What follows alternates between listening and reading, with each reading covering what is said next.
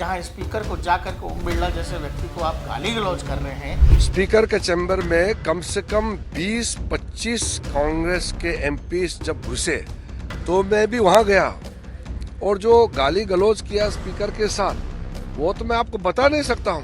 वो स्पीकर केवल भारतीय जनता पार्टी के नहीं है, वो स्पीकर प्रधानमंत्री के नहीं है, वो नेता विपक्ष के भी स्पीकर हैं और वो विपक्षी पार्टियों के स्पीकर हैं। और संसदीय कार्य मंत्री को ये बतलाना पड़ रहा है तो फिर इस बात में फिर कांग्रेस को आश्चर्य क्यों होता है कि वो चुनाव क्यों हार जाए। आज जब राहुल गांधी आए तो केवल Trump, Adani, Ambani, Epstein files, इसके अलावा उनके पास में बताने के लिए कुछ था नहीं। और मोदी ने देश बेच दिया। और मोदी ने देश बेच दिया। That you have sold India. Are you not ashamed of selling India? यही कहा संसदीय कार्य मंत्री ने। सदन में कहना चाहता हूँ आज तक कोई माई के लाल पैदा नहीं हुआ जो भारत को सेल कर सकता है, कोई खरीद सकता है।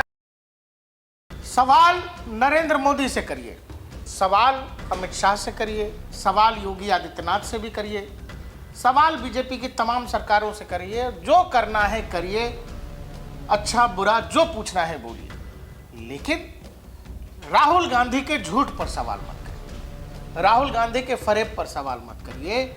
वो जो प्रोपेगेंडा नैरेटिव कहानी फैला रहे हैं जिसमें केवल अफवाह अफवाह अफवाह है, जिसमें तथ्यों और कंटेंट का कोई लेना देना नहीं होता है, उस पर सवाल मत करिए। इस देश में इवन चीफ जस्टिस से सवाल हो जाता है, सुप्रीम कोर्ट से सवाल हो जाता है। लोग तो ऐसे हैं कि प्रभु राम पर भी लोगों ने सवाल पूछा है, लेकिन राहुल गांधी जी पे सवाल मत करिए। राहुल गांधी जी एकदम परफेक्ट सब कुछ कर रहे हैं, बहुत अच्छी भाषा का इस्तेमाल करते हैं, बहुत बेहतरीन और बढ़िया कपड़े पहनकर देश की संसद में जाते हैं और सब कुछ अच्छा अच्छा करते हैं, तो राहुल गांधी पे सवाल नहीं होना चाहिए। संसदीय कार्य मंत्री हैं किरण रिजिजू। आज उन्होंने ये बताया, ये जो पिछले 2-3 दिन से स्पीकर साहब ओम बिरला नहीं आ रहे हैं देश के सदन में और उनकी जगह बाकी के लोग बैठ रहे हैं और संसद की कार्रवाई चल रही है, आज संसदीय कार्य मंत्री की तरफ से जानकारी दी गई कि स्पीकर के दफ्तर में 20-25 कांग्रेस सांसद जाकर गाली गलौज करते हैं। जी, जो कह रहा हूं वही कहा है किरण रिजिजू साहब ने कि गाली गलौज की गई है। स्पीकर ओम बिरला पर आरोप लगाए गए हैं। स्पीकर के चैम्बर में कम से कम 20-25 कांग्रेस के एमपीज जब घुसे तो मैं भी वहां गया और जो गाली गलौज किया स्पीकर के साथ वो तो मैं आपको बता नहीं सकता हूं। स्पीकर तो बहुत नरम आदमी है, नहीं तो और भी कठोर कदम उठा सकते थे। ये कोई तरीका होता है क्या? उसमें जब स्पीकर को गाली गलौज कर रहे थे उस समय वेणुगोपाल जी भी थे, प्रियंका गांधी भी थी, वहां पे कांग्रेस के सीनियर लीडर थे और वो भी मिला रहे हैं, इनकरेज कर रहे हैं। और इसी कारण से ओम बिरला कैसे हैं, क्या उनका व्यवहार है, ये देश ने सदन में देखा है। अब राहुल गांधी के कैरेक्टर और ओम बिरला के कैरेक्टर में बहुत फर्क है जो हम लोगों को दिखता है। राहुल गांधी का जहां हमेशा टकराव की मुद्रा में रहना एक तरफ, दूसरी तरफ ओम बिरला उस तरह के व्यक्ति हैं जहां वो टकराव टालने की कोशिश करते हैं और उन्होंने मर्यादा रखी। अब तो विपक्ष उनके खिलाफ अविश्वास प्रस्ताव भी ला रहा है। हालांकि दर्शकों, विपक्ष और राहुल गांधी अपने इस अविश्वास प्रस्ताव पर खुद कितना विश्वास करता है ये जरा आप देख लीजिए।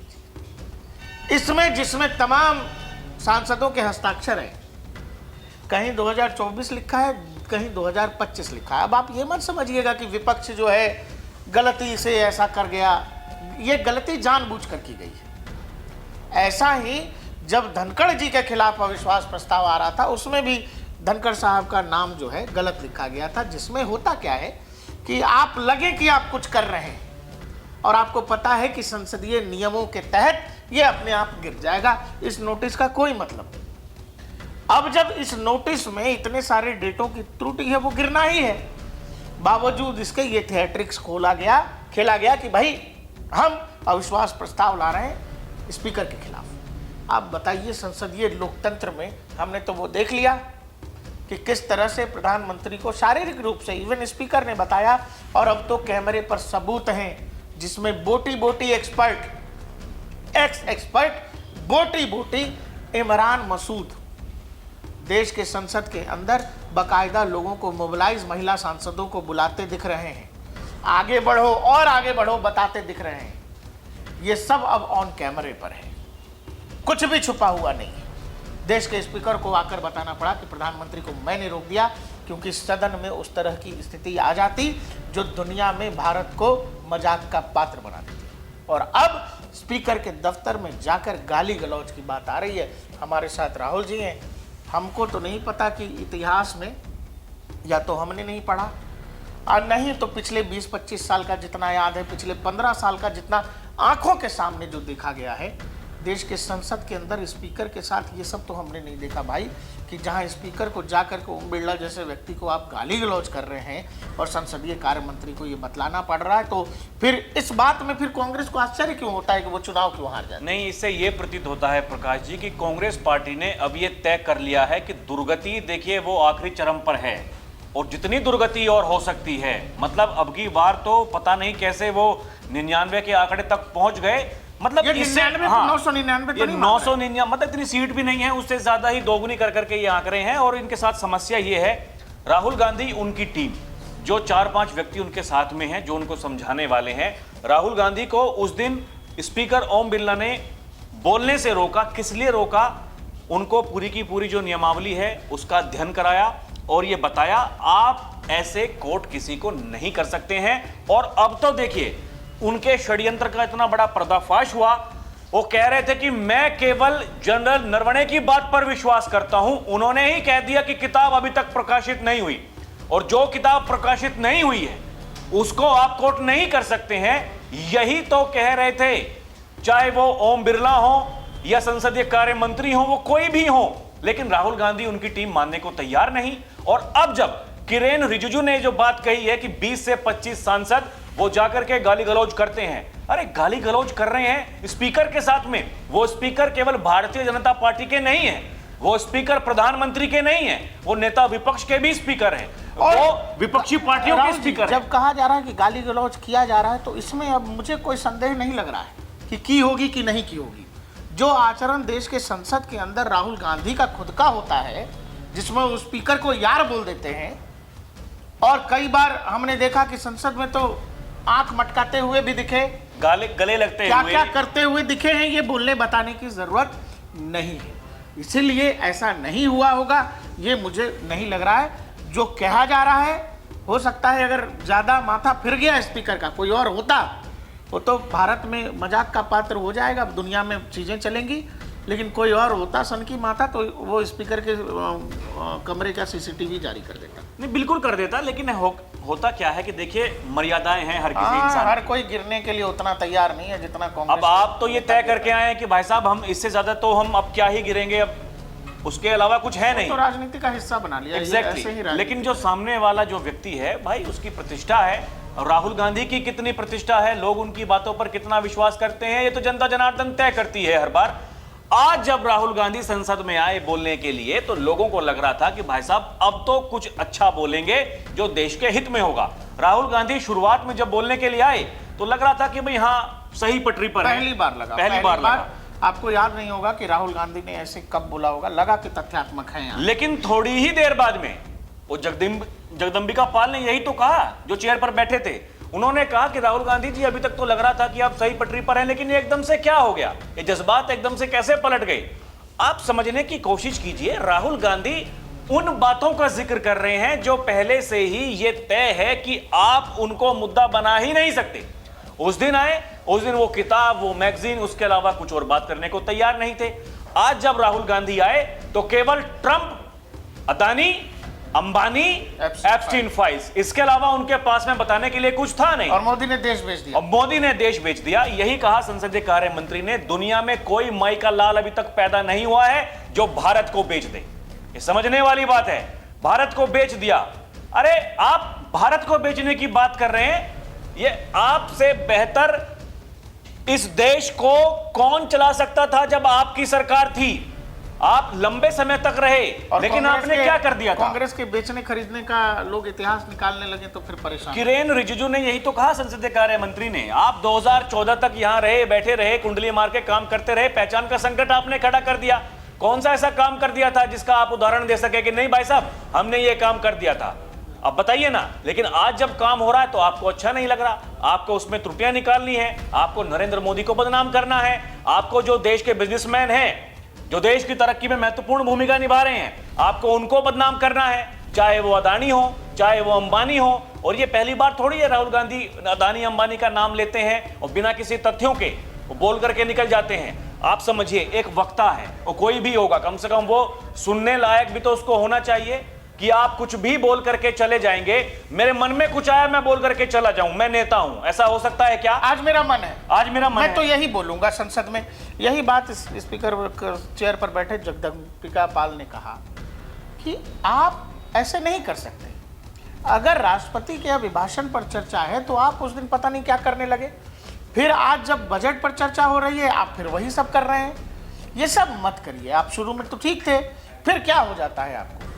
फिर उन्होंने कहा कि आप तो पुराने कांग्रेसी हैं, आपको हमको बोलने दें। बोला ये सब फालतू की बात मत करिए और इसको रिकॉर्ड पर से भी हटाओ। दूसरा उन्होंने कहा कि मेरी बात अगर इतना मानते तो उधर नहीं बैठे होते जहां बैठे हो। ये तंज उनको समझ आया नहीं आया भगवान जाने। लेकिन आप ये समझिए एक चीज, राहुल गांधी जो राहुल भाई कह रहे हैं कि उनको इस बात से मतलब ही नहीं है कि देश की संसद में क्या नियम है, क्या प्रणाली है, क्या मर्यादा, क्या परंपरा, उसको इस सब से कोई मतलब ही नहीं। वो घर से सोच के आते हैं कि आज उनको ये करना है और वो हर हाल में देश के संसद में कर देना चाहते हैं, वो चाहे किसी भी तरीके से हो। आप कहेंगे कि ये मत करिए तो वो किसी दूसरे तरीके से उसको करेंगे। आप कहेंगे ये नाम, अरे भाई जिस व्यक्ति का आप नाम ले रहे हो वो व्यक्ति वहां जवाब देने के लिए देश के सदन में है ही नहीं, आप क्यों ले रहे हो भाई? और इस बात की क्या, और देखिए दर्शकों एक और बात है, अनिल अंबानी का नाम लिया गया राहुल जी। अब ये तो बड़ी सिंपल सी बात है। अनिल अंबानी, दर्शकों आप गूगल करिए कि पिछले एक आध साल में अनिल अंबानी पर सरकार की एजेंसीज की कितनी कार्रवाई हुई है। ईडी के तो कई छापे पड़ गए, कितनी तो प्रॉपर्टी सील हो गई, हजारों करोड़ की। और जिस अडानी के घर पर ईडी के छापे पड़ रहे हैं, अंबानी माफ करिएगा, अनिल अंबानी के घर पर छापे पड़ रहे हैं, उसी अनिल अंबानी को सरकार सपोर्ट भी कर रही है पीछे से। नहीं, बकौल राहुल गांधी ये हो सकता बड़े है, ज्ञानी है। भाई राहुल गांधी के अनुसार तो ये हो सकता है। देखिए राहुल गांधी को पता नहीं वो क्या, जो उनके जो शुभचिंतक हैं, सुबह उन्होंने कुछ बताया होगा, राहुल गांधी जी आज ये बोलना और है। शुभचिंतक नहीं है, हाँ। उन्होंने ठेका ले रखा है कि राहुल गांधी को एकदम राजनीतिक तौर पर ये कर देना। उनके लिए तो शुभचिंतक हैं, लेकिन बर्बादी की दुर्गति के कारण तो वही है। ये तो हम थोड़ी कह रहे हैं, पूरी दुनिया कह रही है। दिख रहा है तो दिख रहा, सबको दिख रहा है, सबके संज्ञान में है। लेकिन क्या है राहुल, सबसे बड़ी बात तो देखिए, जैसे ही उनका भाषण खत्म हुआ और भाषण खत्म होते ही तुरंत वहां से निकल लिए। अरे सामने वाला जो वक्ता है कम से कम उसका इंतजार तो कीजिए कि कौन आपने जो कुछ कहा है वो सामने क्या कहता है। सब वो जो हिंदी में एक चैप्टर था बहुत, मेरे ख्याल से 5-6 में, न्यूनतम शिष्टाचार, बेसिक कर्टसी जो होता उतना भी नहीं है। और आप कहते हैं कि मैं लीडर ऑफ अपोजिशन हूं, मुझे बोलने नहीं दिया जाता है। आज जब बोलने दिया गया, 40-45 मिनट बोलने दिया गया, शुरू में किसी ने कोई टोका टोकी नहीं की, लेकिन फिर से ऐसी अवस्था उन्होंने ला दी कि लोगों को बोलना पड़ा कि भाई साहब ये नहीं बोल सकते, आप शब्दों का चयन ठीक रखिए, आप उन चीज़ों का चयन ठीक रखिए जो इस सदन का हिस्सा नहीं है। वो कह रहे हैं कि अमेरिका में किसी उद्योगपति पर केस हो गया इसीलिए उसको यहाँ इंडिया में गिरफ्तार कर लो, ये बड़ी गजब बात है। अमेरिका की किसी कंपनी या किसी व्यक्ति पर हमारे यहाँ FIR हो जाए तो अमेरिका की सरकार उसको वहां अमेरिका में गिरफ्तार कर लेगी। ये बड़े ज्ञानी लोग हैं भाई। आप ये समझिए कि इस देश में ऐसे लोग हैं जिन्होंने भोपाल गैस ट्रेजेडी में जो लोग यहाँ पर थे उनको हवाई जहाज मुहैया कराने वाले लोग ये कह रहे हैं कि नहीं, चूंकि आपके यहाँ अमेरिका में आपके खिलाफ कुछ है इसलिए इनको यहाँ गिरफ्तार कर। राहुल गांधी के खिलाफ उनकी पार्टी के जो नेता हैं, उनकी जो खुद माताजी हैं, उनके खिलाफ दुनिया भर के केस हैं, जमानत पर बाहर हैं। क्या राहुल गांधी को गिरफ्तार कर लें? हाँ भाई, नहीं, उनके अनुसार तो इसी देश में है, कहीं ज्यादा दूर की बात नहीं और है। आप कहते हैं कि अमेरिका में कोई केस में नाम है इसलिए यहाँ गिरफ्तार कर लीजिए। तो समझने वाली बात तो यही है दर्शक। देखिए अब वो पहले वाली बात नहीं है। अब देखिए जो माहौल बनाने वाले हैं वो तो बनाएंगे, वो तो कहेंगे भाई राहुल गांधी ने तो देखिए ये कितना बड़ा कमाल कर दिया संसद में आकर के, पहले आए, पहले बोल करके चले गए, राहुल गांधी को बोलने नहीं देते। राहुल गांधी को बोलने से मना कौन करता है? लेकिन राहुल गांधी जब बोलते हैं वो ऐसा बोलते हैं जो सबके समझ से परे है। सामने से जो भी आपत्ति दर्ज कर रहा था वो यही तो बता रहा था कि भाई साहब ये तय है नहीं, तो आप कैसे बोल सकते विषय हैं? से कोई लेना देना नहीं। और जिसका विषय से कोई लेना देना नहीं, भाई अभिभाषण पर आपको चर्चा करनी है राष्ट्रपति जी के, आपको बताना है क्या गलत क्या सही। आप कह रहे हैं कि देश बेच दिया मोदी ने, दुनिया भर के देश आकर के यहाँ FTA कर करके जा रहे अच्छा, हैं भारत में। एक और चीज देखिए, मैं अभी कह भी रहा था आपसे कि भारत ने दर्शकों पिछले 1-2 साल में 6 देशों 7 देशों से ट्रेड डील किया है, इसमें एक अमेरिका भी है। इससे पहले यूरोपीय यूनियन से वो बहुत बड़ा डील है, वो 27 देश यूरोप के, उसके बारे में नहीं कहा गया कि भारत ने यूरोप को देश बेच दिया। इसके अलावा UK से भी डील है हमारा, बाकी देशों से है, अभी मलेशिया से डील हो रही है।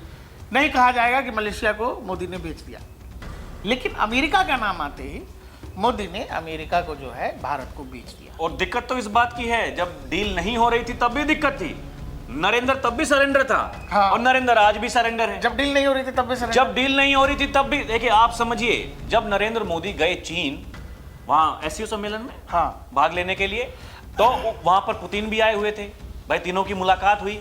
ये उस समय भी माहौल बना रहे थे कि देखिए ये चीन पर तो हम कभी भरोसा नहीं कर सकते हैं। अमेरिका ने कह दिया कि मृत अर्थव्यवस्था है, इसलिए मृत है। इसलिए मृत है। आप समझिए, उनको जो कुछ ट्रंप ने कह दिया वो राहुल गांधी को ठीक लगता है। लेकिन हमारे यहाँ के नेता, अरे ट्रंप अगर कुछ अच्छा कह देगा तो वो उस पर बात ही नहीं होगी। हाँ, ये भी अपने आप में विषय है। नरवणे साहब ने कहा है कि 1000 किलोमीटर क्या 1 इंच जमीन हमारी नहीं गई है। उस इस बात पर पर राहुल विश्वास गांधी को नहीं यकीन करेंगे। नहीं है। राहुल गांधी की टीम, राहुल गांधी के प्रवक्ता कल से ये नहीं बता पाए हैं कहीं टीवी डिबेट पर जाकर के कि नरवणे जी ने जो कहा है, वो जो पेंगुइन है पब्लिकेशन, उसके ट्वीट को उन्होंने जब रिट्वीट करते हुए जो जानकारी साझा की और ये कहा कि नहीं भाई अभी तक ये प्रकाशन में नहीं है, तो ये तो समझने वाली बात है। क्या राहुल गांधी अब उस बात को क्यों नहीं कह रहे? उस दिन तो राहुल गांधी किताब हाथ में लेकर के आए थे, आज क्यों नहीं लेकर के आए वो किताब किताब? गायब है, आज संसद के बाहर से अब भी क्योंकि किताब गायब है। FIR दर्ज हो गई। उस दिन संसद में लेकर के आए थे, आज संसद परिसर में भी नहीं है वो अब किताब। मामला लीगल हो गया है, तो उनको पता है कि एकदम से एक नया केस जो है, और हो सकता है माफीनामा भी करना पड़े इस पर, तो आज कुछ नहीं है। कुल मिलाकर दर्शकों क्या है कि आप समझिए ना कि ओम बिरला को देश देख ही रहा है पिछले 6-7 साल से। पहला दूसरी बार स्पीकर हैं, अध्यक्ष हैं लोकसभा के। उनके केबिन में जाकर जो संसदीय कार्य मंत्री किरण रिजिजू कह रहे हैं कि 20-25 सांसद थे, गाली गलौज की है, वो सब कहा है जो मैं बता नहीं सकता। और यही कारण है कि लोकसभा में अध्यक्ष ओम बिरला नहीं आ रहे हैं, वो इस सब से आहत है। विपक्ष ऑलरेडी उनके खिलाफ वो अविश्वास प्रस्ताव ले रहा है जिस पर खुद को विपक्ष को विश्वास नहीं। दर्शकों, बाकी आप देखते रहिए DNP इंडिया, हर खबर भरोसे के साथ।